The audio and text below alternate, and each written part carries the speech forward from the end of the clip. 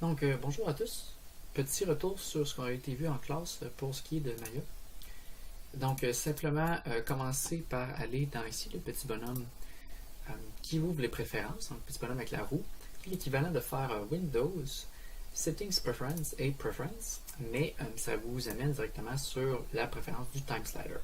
Vous allez vouloir mettre ça à All par défaut, et ainsi dans le Settings Animation, vous allez aussi vouloir mettre l'évaluation qui normalement va être par défaut parallèle, vous allez vouloir la mettre en DG.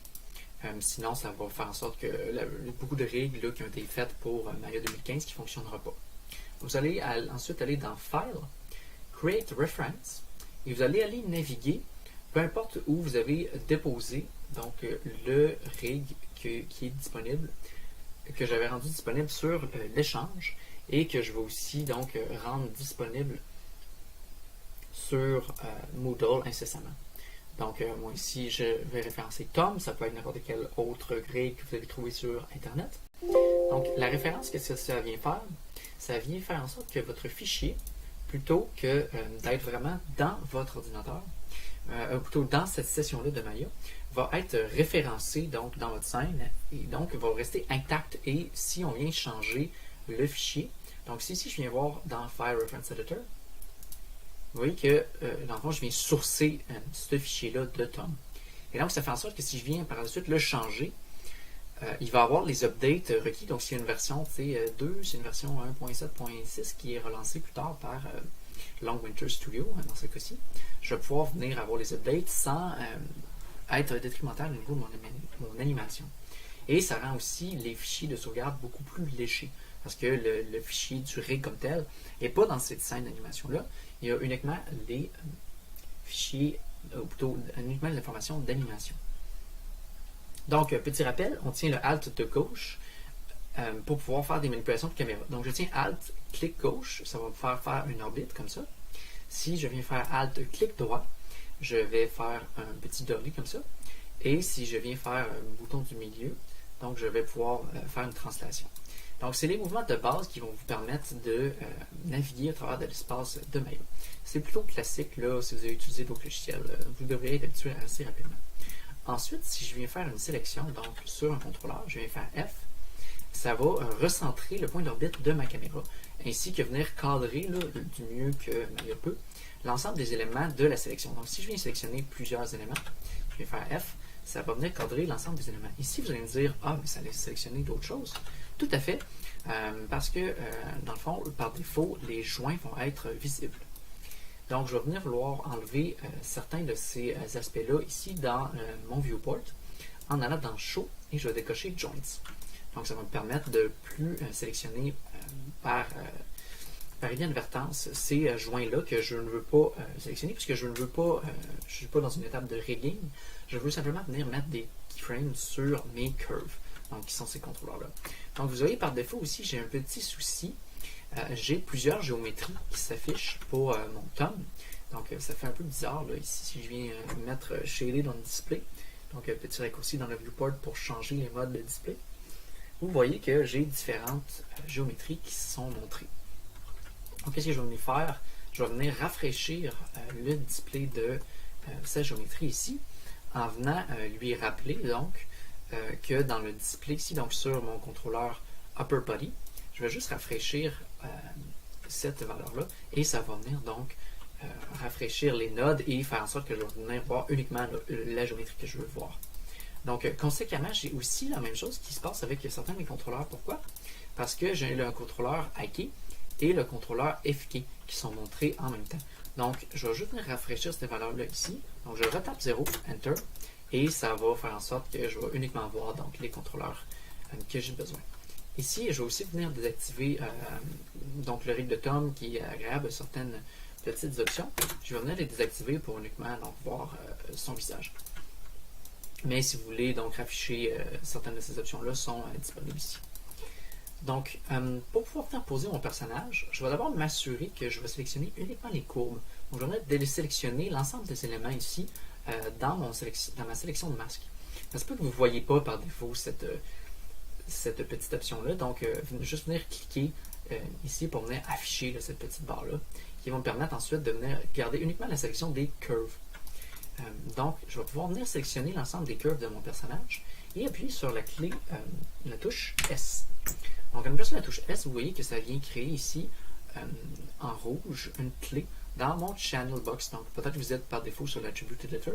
Nécessairement, cliquez sur le Channel Box ici. Et donc, je viens créer une clé d'animation sur ce frame-là spécifique pour ce personnage-là. Donc, je vais vouloir par la suite aller à un autre frame. Donc, si je viens cliquer sur ma timeline ici, je viens naviguer donc, le temps dans Maya. Donc, évidemment, Maya étant un logiciel d'animation 3D, c'est donc un logiciel 4D. Hein? Donc, ici, j'ai 3 dimensions et la quatrième a son propre axe qui est donc le time slider. Donc, je vais sélectionner l'ensemble de mes contrôleurs et aller à un autre frame, appuyer sur S pour créer une autre courbe. Moi, par défaut, j'utilise l'Auto Keyframe. Donc, qu'est-ce que ça fait en sorte? Ça fait en sorte que si je suis sur un frame qui n'a pas d'animation par défaut et que je viens déplacer donc, mon contrôleur en utilisant donc, un des éléments de déplacement qui est disponible ici sur la barre de gauche ou simplement avec les raccourcis clavier W, E et R, je vais pouvoir venir déplacer certains éléments de mon rig.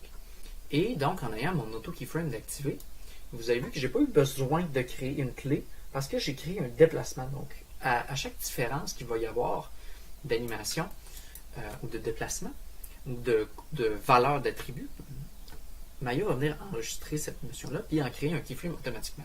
Si vous ne voulez pas utiliser cette option-là, c'est libre à vous, vous le décochez, mais à chaque fois que vous allez vouloir donc, créer un keyframe, il faut vraiment sélectionner les différents contrôleurs et appuyer sur S. Ça dépend vraiment comment vous voulez travailler, il n'y a pas de meilleure manière. Donc, si je viens faire un clic gauche en tenant Shift sur ma timeline pour pouvoir sélectionner plusieurs frames, et donc l'ensemble des keyframes que j'ai créés, sauf le premier, et je vais faire clic droit Delete. Et ça va donc m'enlever ces keyframes-là que j'ai créés en excédent. Donc, pour pouvoir venir faire ma prévisualisation, je vais devoir avoir plusieurs caméras parce que j'ai besoin d'une caméra pour naviguer et aller placer mes différents éléments. Et une autre caméra qui va vraiment être la caméra de ma shot. Donc, je vais montrer une manière très facile de faire ça uniquement avec les outils de Maya. Et par la suite, dans la seconde vidéo, je vais venir vous montrer l'utilisation d'un de mes outils pour pouvoir potentiellement faciliter là, votre travail. Donc, qu'est-ce que je vais faire? Je vais venir ici dans Panel, Perspective, et je vais créer New. Ça va me créer donc une nouvelle caméra que je peux voir si je vais dans Windows, Outliner. Donc, dans mon outliner maintenant, je vais me ramasser avec Perspective de défaut, donc Persp et Persp One qui vient d'être créé à l'instant. Donc là, petit souci, je n'ai qu'un viewport. Je dois donc créer un autre panel pour pouvoir aller voir dans mon viewport. C'est ce que je viens faire en faisant Panel, Tear Off Copy. Et dans mon Tear Off Copy, maintenant, j'ai Persp One aussi. Donc, qu'est-ce que je vais vouloir faire? C'est dans mon premier panel, je vais vouloir faire Perspective, Persp. Et donc là, j'ai deux caméras indépendantes qui viennent me montrer chacun ces angles de caméra-là. Donc, je peux venir aussi me déplacer dans cette autre viewport-là et ça va changer d'emplacement. Cette nouvelle caméra-là que je viens de créer. Donc, si je me déplace dans mon deuxième écran, vous voyez que la caméra ici vient changer d'emplacement selon la position que je viens mettre dans mon autre viewport. Donc, juste pour vous montrer rapidement. Donc, si je viens tourner en orbite, vous voyez que ça se déplace. Donc, je vais venir poser mon personnage une première fois. Donc, pour le premier frame, je vais venir le sectionner, je fais S et je viens le mettre donc, dans une position. Pour les bras sont par défaut en FK. Donc, il va falloir venir utiliser l'outil de rotation ou E, le raccourci. Et je peux sélectionner de multiples contrôleurs pour venir faire une rotation sur ces contrôleurs-là. Donc, FK, Forward Kinematic, je dois d'abord bouger la base des épaules pour pouvoir venir déplacer le reste du bras. Contrairement aux pieds qui, eux, sont en IK et qui demandent donc une translation de base au bout du pied avec le genou qui va suivre avec la rotation du pied et un contrôleur d'ajustement ici qui s'appelle dans le fond le pole vector en translation pour pouvoir venir redéplacer mon genou si je veux un peu disloquer, donc avoir une rotation différente à ce niveau-là. Donc, je vais faire une pause, donc je veux dire ici, peu importe la pause pour mon exemple, et je vais aller donc à un autre frame et je vais créer une seconde pause pour potentiellement mon second plan ou ma seconde action si j'ai une action très complexe pour un premier plan.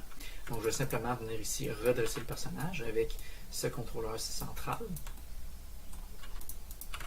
et déplacer donc ses pieds ici, peu importe vraiment pour mon exercice. Donc je vais venir l'élever les bras, juste faire une différence pour bien vous montrer. Et donc maintenant si je navigue entre mes deux poses, vous voyez ici ma purse point qui va me servir de caméra de visionnement. Donc je vais venir sélectionner la caméra. Je peux donc venir cliquer ici dans mon viewport. Sur le petit icône de caméra, ça va sélectionner directement la caméra. Ce que vous allez voir se refléter dans le fond dans l'outliner ici. La purse one est simplement venue se faire sélectionner. Donc à son tour, je peux venir lui mettre une clé d'animation, donc en appuyant sur S. Et je vais aller à un second frame et je vais venir dans mon autre petit viewport, me déplacer pour avoir une vision différente sur mon personnage. Et donc maintenant quand je navigue entre ces deux frames-là, j'ai donc deux poses. J'ai vraiment potentiellement donc deux plans.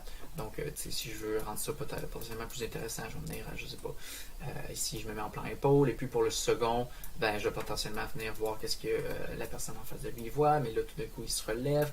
Donc ce genre de notion-là, c'est vraiment la notion créative que vous allez vouloir insuffler à votre création. Et ici, pour pouvoir voir uniquement qu'est-ce qui se passe vraiment dans ma caméra, donc je vais venir désactiver certaines notions. Tantôt, j'ai désactivé les joints. Je vais aussi désactiver les NURB curves et mon HUD pour venir enlever là, ces informations-là. Potentiellement, vous ne les aurez pas. Moi, j'ai par défaut, là, puisque ça sauvegarde mes préférences de Maya d'une session à l'autre, j'ai donc ces valeurs-là là, qui me sont montrées parce que je trouve ça bien utile. Et donc ici, par défaut, je vais utiliser les Default Material. Je ne sais pas si vous allez avoir ça, mais uniquement désactiver cette petite option-là, Use Default Material, pour voir les matériaux qui sont appliqués sur le rig de Tom. Donc ensuite, si vous voulez mettre de la lumière dans Maya pour pouvoir utiliser donc, cet aspect-là, je vais venir dans Create, Light, et dans ce cas-ci, peu importe la lumière que vous voudrez utiliser, vous regardez un peu les options qui s'offrent à vous, mais je vais venir créer ici une Directional Light. Donc, ça vient créer cet petit objet ici. Donc, je vais venir scaler pour mieux le voir. Donc, R, et puis je grandis son scale.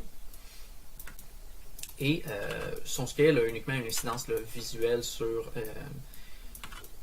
cet objet-là. Et il n'a pas, pour ce cas-ci, pour cette lumière-là, il n'a pas d'incidence sur son éclairage parce que c'est une lumière directionnelle.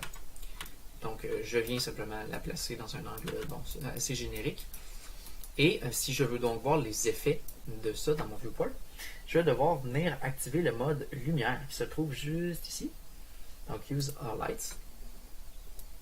Et qui va venir à ce moment-ci montrer vraiment les effets de ma lumière dans ma scène sur Tom.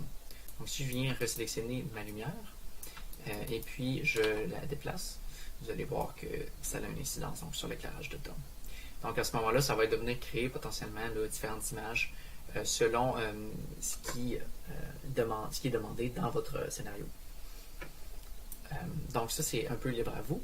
Et ensuite, si je veux venir produire donc, des images à partir de ceci, et donc pas rester dans Maya, donc pouvoir les utiliser à l'extérieur, rappelez-vous que, d'abord et avant tout, dans Show, j'ai l'ensemble des options pour pouvoir venir montrer les éléments. Donc ici, je ne vais pas vouloir voir la lumière, l'objet de lumière là, en tant qu'élément 3D. Donc je viens de désactiver. Et en sélectionnant rien, donc je n'aurai pas mon gizmo, qui sinon là, prend plutôt d'espace dans la fenêtre. Donc je sélectionne rien. Je peux aussi venir Show, donc Grid, je ne veux pas non plus la grille. Et potentiellement, bon, je veux peut-être un petit plancher, donc je vais faire Create, Polygon Primitive. Je vais venir simplement me faire un petit plan. Où est mon plan? Bon, je vais me faire que. Ah, il était là dans la face. Donc, Create Polygon Primitive Plane. Et je vais venir le grandir là, significativement, juste pour pas que mon personnage flotte. Et à ce moment-là, je ne m'attends pas à ce qu'il y ait une grande modélisation là, dans nos travaux. C'est vraiment pas ça le but, mais des fois, pour venir donner des indications significatives, rapidement, là, on peut venir créer, je dis, regarde, ici j'ai une table, donc je viens créer peut-être la surface de la table rapidement. Boum. Et je crée peut-être les pattes. Donc, ce genre de notion-là, c'est un peu libre à vous de venir explorer. Je viens scaler, donc je vais avoir quelques objets dans ma scène. Et voilà une table. Je duplique, donc CTRL D pour venir dupliquer des éléments qui ont déjà certains attributs qui vous plaisent, donc notamment ici la dimension, et je viens les déplacer successivement sur les coins de ma table. Et rapidement, pour couvrir quelques autres notions, là, je peux venir donc les grouper par la suite. Donc je viens faire une sélection multiple, clic, shift, clic, ça sélectionne l'ensemble de ces cubes-là que j'ai créés. Je vais faire CTRL G pour venir les grouper dans un seul groupe, qui après a son propre transform et que je peux venir le replacer dans ma scène sans avoir à déplacer tous les cubes qui le composent.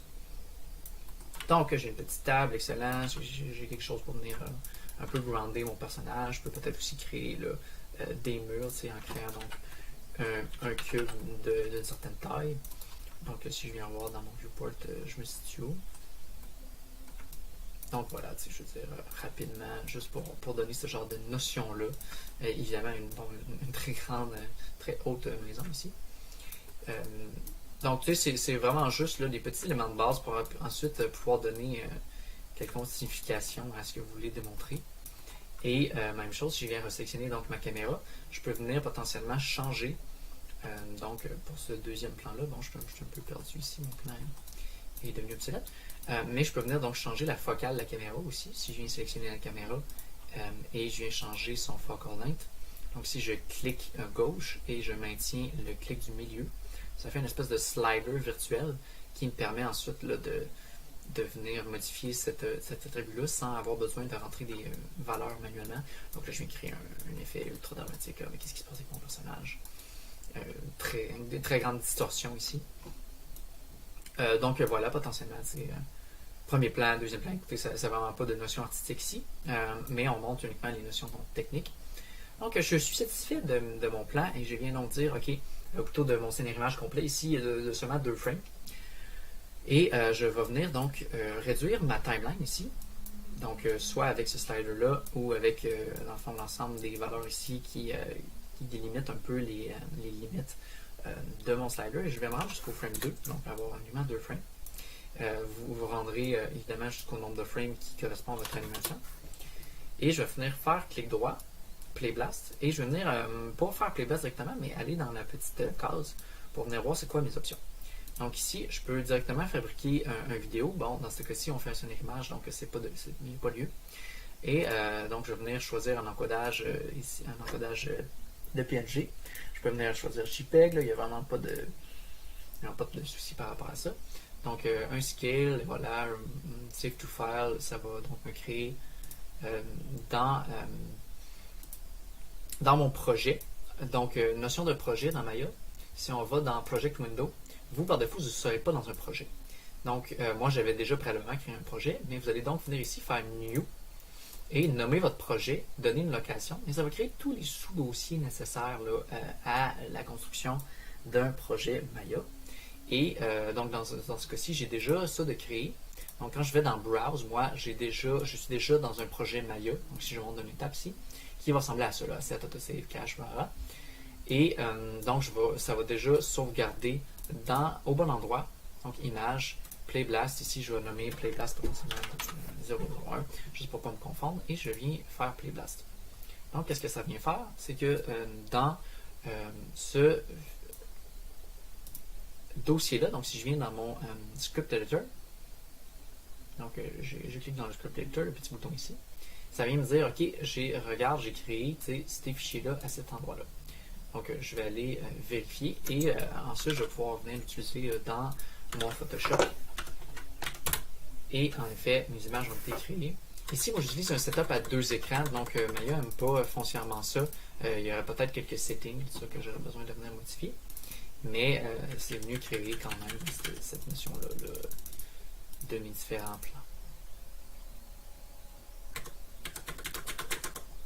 Donc, oh non, une petite confusion, j'avais préalablement fait un Play Blast.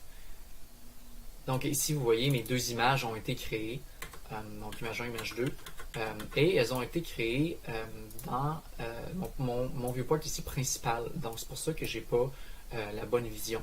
vont faire attention à ce moment-là. Ce qui est plus facile, c'est de simplement fermer cette nouvelle fenêtre-là qu'on peut toujours venir avoir avec un tear off copy et on vient changer. Ici, on peut faire un clic droit sur la caméra et venir changer le perspective 1. Vous pouvez donc venir cacher les curbs, bon, ce genre de notions-là. Mais dans le fond, je vais le faire dans mon principal ici pour être sûr de quel viewport va être utilisé pour mon Playblast. Donc, je vais venir décocher Ignore Curve, je vais décocher mon HUD, je vais décocher ma grille, et je vais aussi décocher pour pas avoir les matériaux par défaut et rétablir la lumière. Et maintenant, donc, si je fais un Playblast, je vais venir enlever les fichiers préalables. Et si je fais mon Playblast, je vais venir voir les images apparaître et elles sont les bonnes. Ici, vous voyez, j'ai de la sélection, j'ai ma lumière. Donc, je vais venir voir cacher ces éléments-là aussi. Show, je vais décocher lumière et je vais venir simplement cliquer sur rien dans mon outliner. Donc, pour l'instant, vous voyez, j'ai juste comme ce cube-là de sélectionner. Si je clique dessus avec CTRL, donc ça vient annuler ma sélection, CTRL, clic gauche. Et maintenant, j'ai le champ libre. Donc, je réitère encore une fois. C'est très rapide, comme vous voyez. Playblast, mes images apparaissent. Et maintenant, je n'ai plus cette notion de lumière et de sélection. Donc, ça, c'est pour la première méthode très, très rapide, très, très de base de venir créer ces notions-là dans Maya. Je vais vous montrer une autre méthode avec le Camera Sequencer pour peut-être les utilisateurs avancés. Ça vous permet de faire de la prévisualisation un peu plus rapidement.